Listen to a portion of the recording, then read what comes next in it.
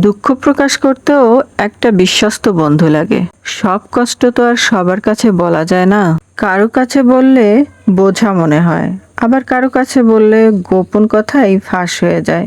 বন্ধু যদি সত্যিকারের হয় তবে সে কষ্টকে ভাগ করে নেয়, নিজের মতো করে। ভাগ করলে বাড়ে, দুঃখও ভাগ করলে কমে যায়। কিন্তু এই যুগে সত্যিকারের বন্ধু পাওয়াই দুষ্কর। তাই অনেকেই বুক ভরা কষ্ট নিয়ে একাই লড়ে যায়। হয়তো উপর থেকে কিছুই বোঝা যায় না। কথায় আছে সময় সবকিছু ভুলিয়ে দেয়, কিন্তু না, সময় কিছুই ভুলিয়ে দেয় না, শুধু ধীরে ধীরে অভ্যস্ত করে তোলে।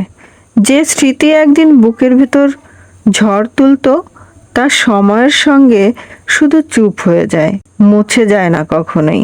ভুলে যাওয়ার নাম দিয়ে আমরা শুধু সবকিছু সহ্য করতেই শিখে যাই, নিজেকে শুধু বোঝাই এই ভালো আছে।